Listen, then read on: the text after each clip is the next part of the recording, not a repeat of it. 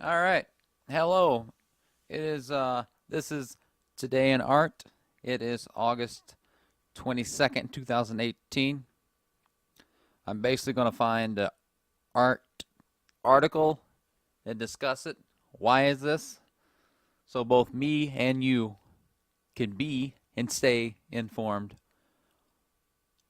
in current art news and events. You can watch the video version of this on my YouTube channel, Christopher Pack, and it'll also be on various podcasts under Today in Art, in Anchor, Spotify, I believe Pocket Casts, I think Google Podcasts, Stitcher, and I'm trying to get it out to other ones as well. All the links will be in the description, both for the video and audio, even the article title and the link to it if you want to check it out yourself. If you're listening, I'll try to describe some of the images, but if you actually want to see the images, you can go to the video on YouTube and see it, because I'll have the web page pulled up that I'm like reading from and looking at and talking about and explaining. So let's jump into this. Google some art news here. I think the one I was going for was a concise guide to LA's outdoor art spaces, from a pool to a garage, and this is in hyperallergenic. Came out about 4 hours ago.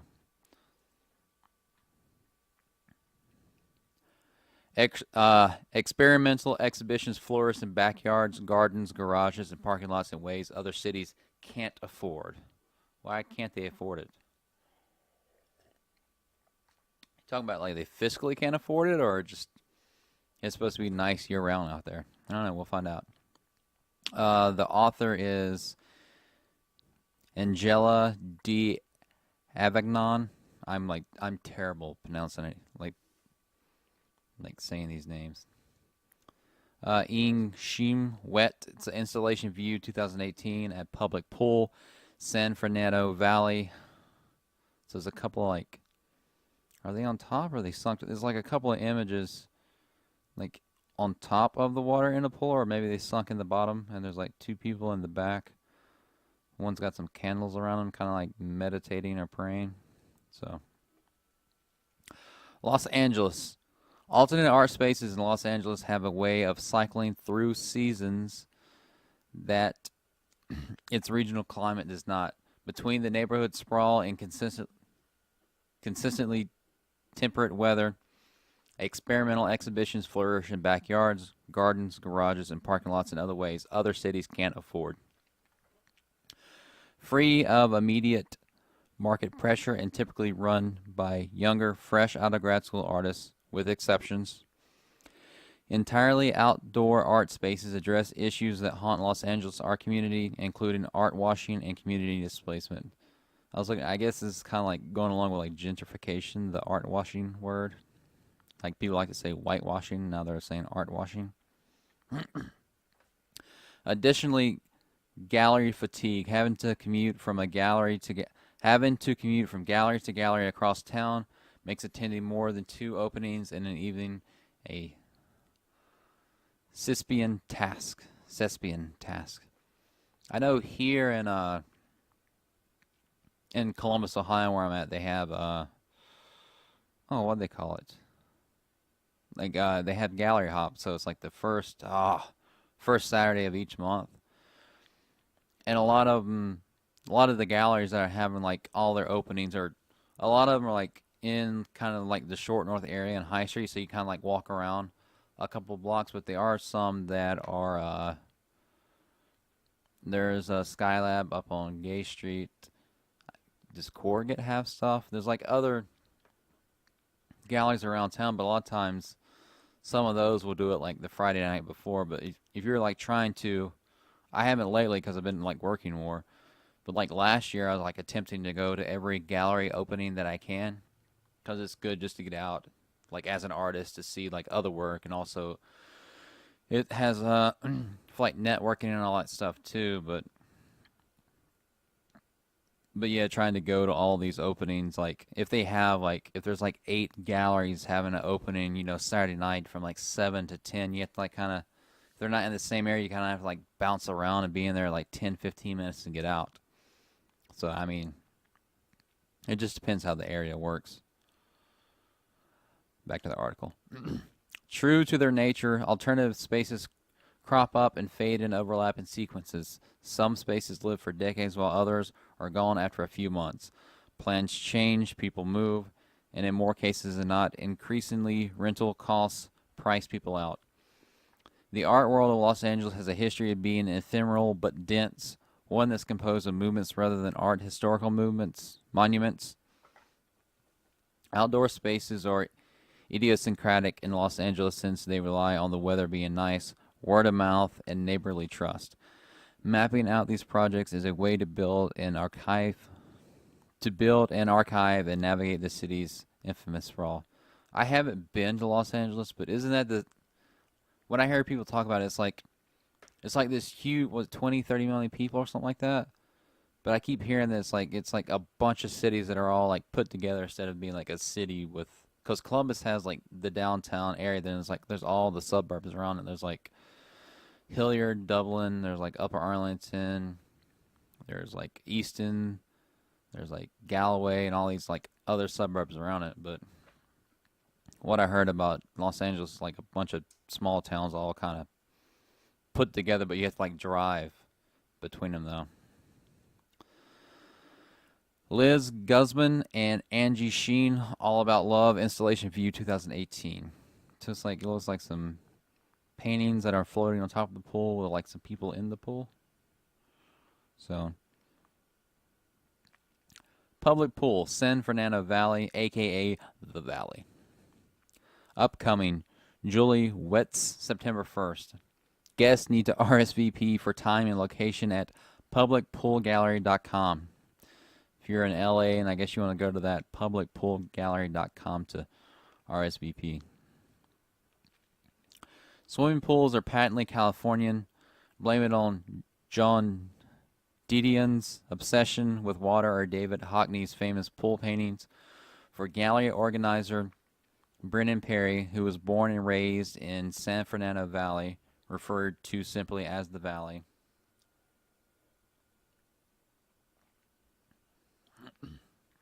Running an art space out of his parents' pool was easy. Conversations of displacement are prevalent in the art world, said Perry, who, after witnessing a protest at a gallery in Boyle Heights, wondered why there wasn't more of a conversation about art washing rather than the dismissal he observed. Welcoming artists onto his own turf was a way to mitigate the tension. Here's another image. It's Maddie Knight suspended within the wormhole indefinitely. Installation View 2018. It's like some things floating on the pool at night. One of them almost looks like a glass cube with something in the center of each surface. I can't tell what it is though. See, I'm wondering though. Well, let me read this and I'll talk about it, I guess. Originally, Public Pool was slated as purely digital project since you can't get technology wet. As Perry said, with work installed in the pool and documented online. But those who caught wind of Perry's project expressed interest in seeing the work in real life. The immediate response is enthusiasm, said Perry, who invites artists to make work that directly engages the water of the pool. Past projects include vinyl prints which sunk to the bottom of the pool, floating paintings on the surface of the water, and video work projected directly onto the pool and reflected onto the surrounded fence lining the property. Openings are often one night only with the lifespan of a party or backyard hangout, which Perry sees as a plus. Hopefully, the moments of these events will inspire others to start their own, he said. This looks like a Jordan Marty vinyl lining installation view. Yeah, this looks like the projection on the pool. The most recent event, described by Perry as a potentially semi-erotic feminist synchronized swimming performance, that's a mouthful, by artists Deveda Nimirnoff and Cara Benedetto. I'm murdering these names. It lasted from twilight to dusk, an infinitesimal amount of time.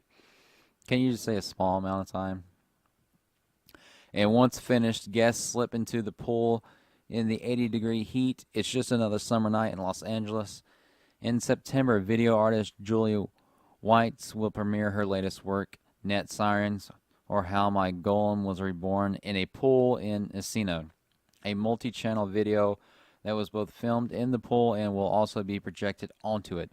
Whites will slip into characters with wild neon outfits as a way to perform radical ideas about identity and gender. So I'm kind of wondering, especially with the vinyl it can get wet and sink. I'm wondering with when they had the paintings, because you see the ones like little noodles here.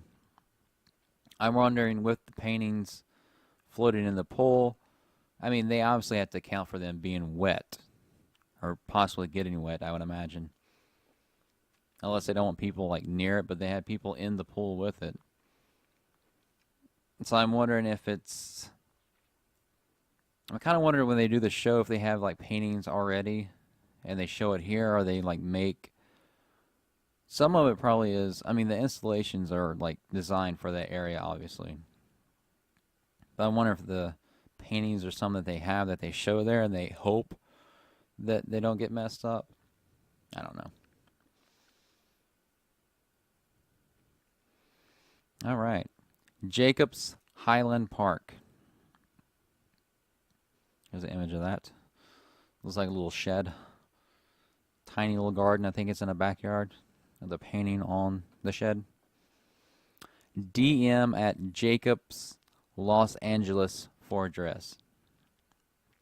This kind of reminds me, a couple years back, I had the opportunity to do it, but I didn't at the time. But there was a bunch of artists that were, if I remember correctly, because we're in Columbus, and if I remember correctly, there was it was almost like a one-night show type thing. They drove to Chicago, and someone was having kind of they'd have their house, and you'd hang it up, and you'd have a show, and I believe they had music playing there, so it's almost like a art gallery / house party type event. Because I know a lot of times too, not a lot of times, sometimes they have music in, art galleries, music playing. If you get higher end galleries, they can have classical music, but I've been to some where they have almost punk rock shows going on. So those seem very interesting to me. Jacobs is a project space in a garden run by its namesake artist Jacob Melchi. Part sculptural garden, part outdoor studio. Jacobs is as biblically whimsical as it sounds, replete with hummingbirds, honey, bees, and a shepherd mutt named Susie. Art is installed throughout the decomposed granite paths on the backyard plot, with sculptures peeking through drought-tolerant fauna and paintings hung with Velcro on the outer walls of the house, garage, and shed. Though breezy and temperate 12 months out of the year, some issues arise. I've had birds shit on paintings before, said Melchi, laughing. There have been rain delays. Yes, it sometimes rains in Los Angeles. When work was wrapped in plastic before the opening, only to be postponed.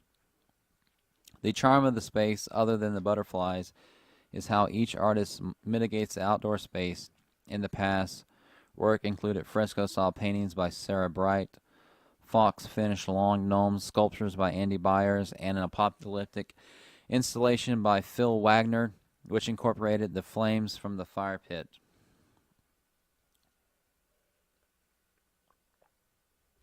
There are loose future plans for painter Elizabeth Huey to work in plein air, and after that, the space will transition to a roving pop-up model as Jacobs West, hosting individual exhibitions and other gallery spaces.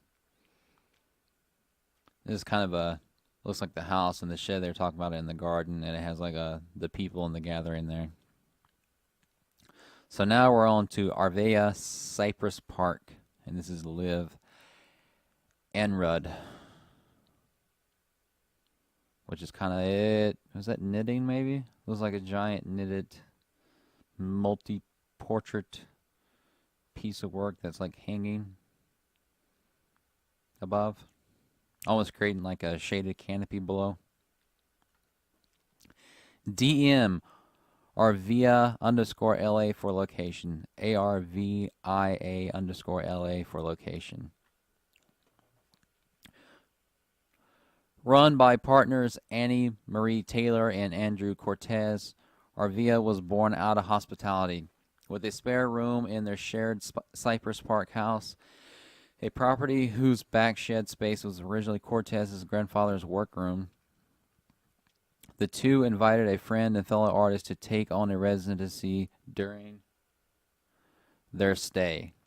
A small dinner party and an open studio quickly developed into an exhibition and residency model, with some sprucing, lighting, and a pony wall. The entire backyard, shed turned studio, and even the alley transformed into a space where artists are invited to reinvent their practices in the spring and summer months. Nicholas Shake at Arvea Cypress Park. It's kind of like a you'd have like a multi-piece sculpture all in like a matte black. And like some palm tree looking stuff, maybe like some Chinese lantern in there, then like kind of rectangular boxes. This is a cool looking photo. Nicholas Shake at Arvea Cypress Park. There's like a couple of rectangular pieces, like got some green light going, some red light, a little bit of purple. I really like this image. Arvea is a resource for making work and building connections with one another, said Tyler. Taylor? Tyler? Let's go Tyler. It's something we're trying to extend to those who are not directly involved in the art world. Art should be accessible. Arvea hinges on mutual trust and neighborly collaboration. We invite people into our home, says Cortez, whose family has lived in the neighborhood his entire life. The sky literally is the limit and the property line, said Taylor. That sense of freedom also translates to the viewer's experience because when visiting Arvea, they're technically in a backyard, which holds warm memories of gatherings, meals, and games for most people. So I think that perspective already encourages them to approach art differently than they normally would. All are welcome, so bring your mom and dad. Hot tip. The tacos at Restaurante Terra Caliente around the corner are the best tacos in LA, according to Cortez. Tell them he sent you. That wasn't really needed in that article, was it? Trina Turturia at Arvea Cypress Park. Kind of like some muted monochrome style paintings, maybe even fresco type things, artworks. And we're on to the last one here. Outback Art House, Highland Park. And he's got a picture of a house. A couple little statues. Oh, those, I thought earlier these were like sitting on the fence. They're not. They're like in the yard. They're like back like 15 foot. So they're actually huge. I thought it was like, earlier I thought these were like 16-inch or 12-inch like sculpture things. They're not. They're like huge, like probably 8 foot tall pieces. Okay. DM at Outback Art House for location.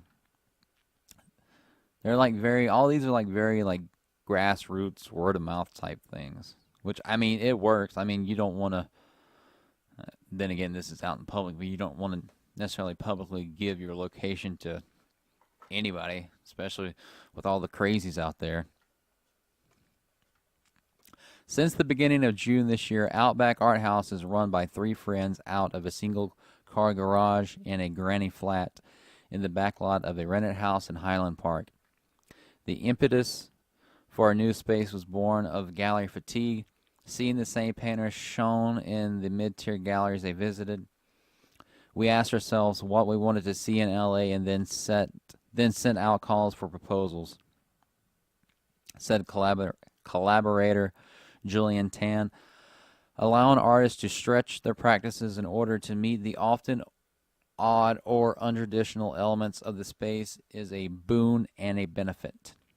It's exciting to see artists who are testing things out and having an open space to allow those moves, said Keaton Holden. Each project is a group effort, and rosters often included out-of-town artists with work that's never been shown in Los Angeles. Each show is one night only, since work needs to be installed and reinstalled every time it's shown, which allows the artist to go as far and get as weird as they can in a short but compelling window of time. Outback Art House, like other alternate spaces, is connected by personal relationships and relies on word of mouth to engage audiences. Since the art world in Los Angeles is so intimate, word travels fast. In their latest show, Hot Rolled, artists Faith Sponsler, Zoe Greenham, and Hannah Piper Burns hung their prints and collages in the back garage space and staged an interactive installation. Burns, for example, created a slime simulation station where participants could navigate a digital realm not unlike a video game on a monitor while handling slime with their hands on a table below. That seems interesting. Here's an image. Outback Art House, Highland Park. What is this? It's like a light and a cage on kind of a pedestal that's being hung with some wires. All right. That was it for this article. So, I mean, it seems to be... I don't know. There are certain, like, smaller art happenings maybe similar to this happening in Columbus. Like I said, there's that one in Chicago. I just think a lot of times it's either people that are maybe fed up with galleries that are like wanting to show semi-established artists, and if you're like it's talking about coming out of the grad school, you're not. Well, if you come out of the grad school, you're starting to be established, but especially if you come out like with your bachelor's, you're not necessarily established at that point. So it's kind of taking things into your own hands, which, I mean, the internet culture itself is very much like that. Because like an artist today is vastly different than like 20 years ago. Because 20 years ago, you pretty much had to have gallery representation. Obviously, I wasn't an artist 20 years ago. From what I understand, you pretty much have to have like gallery representation to, you know, be established as an artist or try to make a living as an artist so you can sell stuff. But with the internet today, I mean, you can have your stuff online the same day you have it finished and have like thousands of people viewing it. You can sell your stuff online. You can like find other like-minded individuals online too. So then if you're like fed up with the gallery system, you can essentially make your own thing. And a lot of these people seem to be using email and Instagram and getting the word out there. So it's very interesting. But it's definitely something that's probably more happening in metropolitan areas.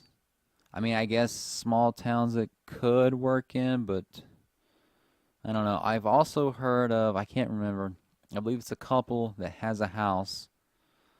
I can't remember where it's at, but they have like a revolving gallery where they have like artists come and bring their work and like hang it in their house for like a month or something like that. Have like a little opening, then it's kind of there. So it's interesting. I guess on the artist side of it too, you're having another show because you want to have shows to like build up your experience and your CV and to network and get people viewing. Because there definitely is a difference between, like, you definitely want to have your images. I would say you want to have your images online for people to view. But also, I mean, you want people to view it in real life too, because it's looking at something on computer screen is something that's vastly different than experiencing it in real life. Especially if you're doing installations with like sound or smell, or somehow it like changes the environment. So yeah, there's that. But yeah, that's pretty interesting. So this has been Today in Art, August 22nd, 2018. All the links will be below: my Instagram, my Twitter, my Facebook, all that. But if you want to catch us, it'll be on YouTube, the video version, which will be on my channel, Christopher Pack. Or if you want to listen to the audio only version, you can just type in the look for and search for Today in Art. So have a good day. Catch you later. See you tomorrow. I'm definitely trying to do this for 30 days straight. Then we'll kind of figure out if I want to continue that or not. But I just kind of want to give this massive initial push to see if anything happens from it. But if nothing else, I'm still learning. If you're listening to this, hopefully you learn something too or find out something. So, all right. Later. Peace. Bye.